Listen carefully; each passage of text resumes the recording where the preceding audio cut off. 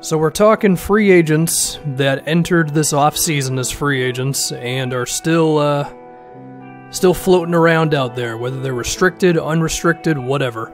We're going to start with Clint Capela. I am surprised that no team offered him a near max or maybe actually a max deal.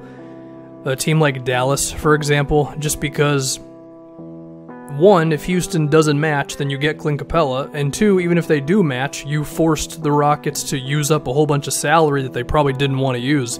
I suppose now what they're doing is they are waiting for someone to offer Capela something, so then that determines what he's worth to the rest of the league, and then Houston can just match that, and hopefully it's something that's not really that bad, right?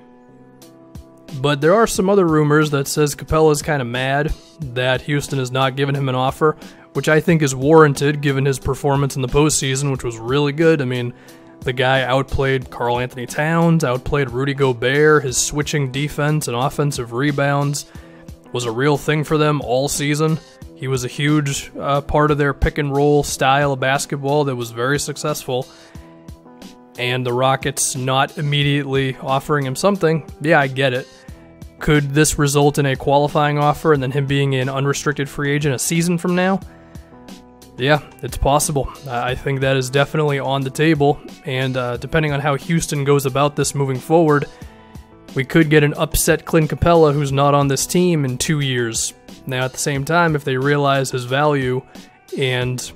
well, I shouldn't say realize his value. I'm sure they understand how good he is, but you have to compensate him ideally as well. So we'll see how it goes, but I am not loving Houston's chances moving forward there. I mean, I'm not hating them either, but, you know, there's a little bit of unknown.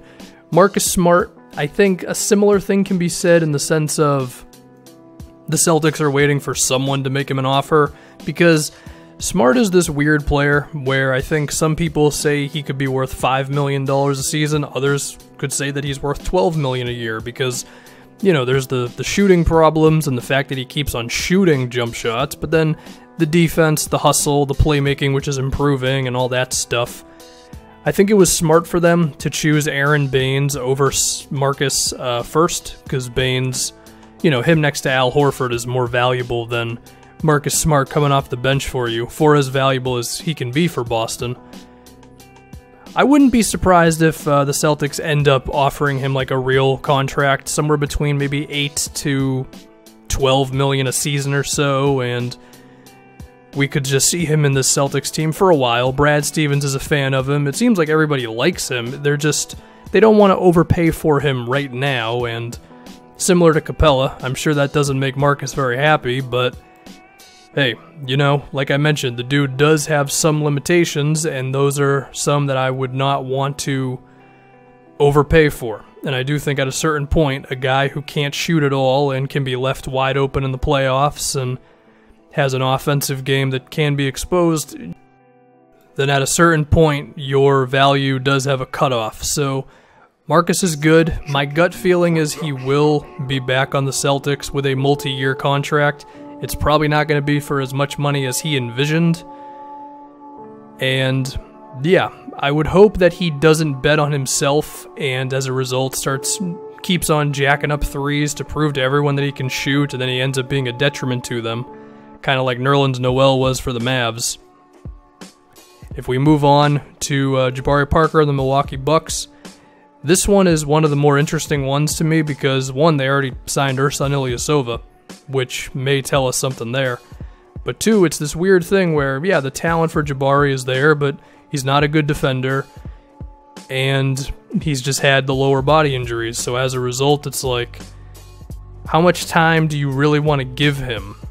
Because you've got Giannis on how many years left? It's not like a 5-year deal. Like, Giannis at this point does have a clock where you don't really want to risk being a 40 to 46, 47 win team, and then your superstar is an unrestricted free agent, right? So it makes sense to go with a guarantee in Ilyasova where, hey, if anything, he's just going to make open three-pointers for us. Now, does that mean Jabari could still be on the team? Yeah, I could picture it, as long as no one else gives him a big contract, because if you were going to throw like $15 million a year at Jabari, and I was Milwaukee right now, I'd probably let him go. Because while I'm sure he can be that big scorer in a few seasons as long as he stays healthy, and that is a big if at this point, I don't have time for that. Like, I gotta get this team going right now. I mean, Giannis is... He is what he is, and what we don't want is for him to be on a different team because we're just mediocre as all hell.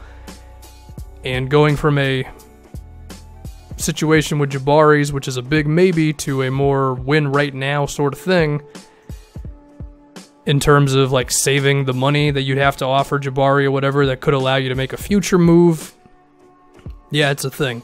Now, to be fair, choosing Ersan Ilyasova as your win right now move, I don't think that was the best decision by the Bucks, so maybe you just keep him anyway at that point, but yeah, I would keep him if I was Milwaukee as long as the money offered from somewhere else was not through the roof.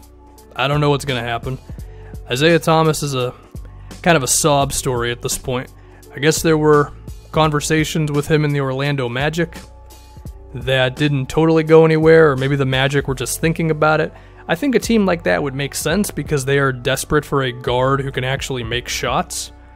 The question here is, of course, is Isiah actually going to be able to make shots? I mean, I'm sure his shooting is still there, but if he's not going to be able to beat anybody off the dribble, if he's not going to have that athleticism that allowed him to be so successful with the Celtics in terms of moving off the ball and getting handoff plays and all that, then what really is he at this point, you know? That's the type of situation where you get a guy who goes from scoring nearly 30 points a game on pretty damn good efficiency for Boston, and then before you know it, he's just a total shell of himself. But if that health is there, and he can maybe not be that, but still be a 16, 17 point guy, which is what he was viewed as before he went to a different level with the Celtics, that's still pretty damn good.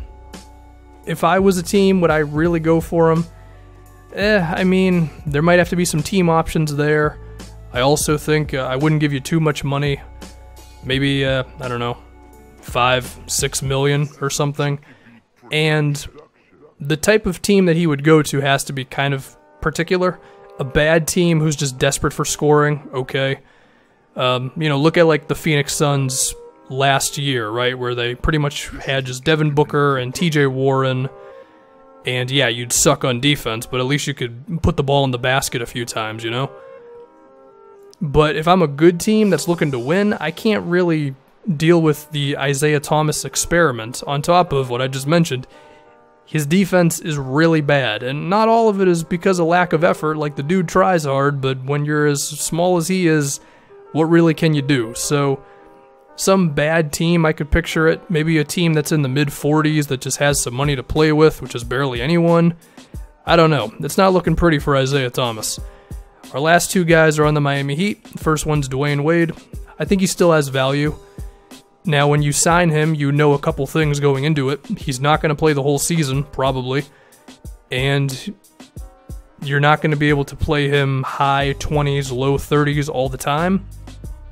But he can still make clutch shots, and if you can keep him rested going into the late season as well as into the playoffs, if you're a better team, then you'll take it. Because D-Wade, he was a pretty damn good playmaker for the Cavs for stretches of this previous season before he got moved, and then when he went to the Heat, he actually had some good scoring performances. Of course, he had that one game against the Sixers where he was hitting a bunch of contested mid-range jumpers, and they won that game, and there's still life for him. If he is coming off the bench for you, playing 20 to so minutes a game, I like it. Finally, Wayne Ellington. Why the hell is he not on a team yet? He's a knockdown three-point shooter. You could argue that he's a better shooter than all of the other outside shooter guys who have been signed this offseason between Doug McDermott and Joe Harris. And the fact that he was hitting so many contested shots for Miami and kind of being the leader of their second unit, at least in terms of scoring. I am surprised that he hasn't gotten a contract yet. Whoever takes him on, I'm sure they will enjoy what he can do, which is make outside shots very effectively. I don't know. We'll have to see. I hope he signs somewhere.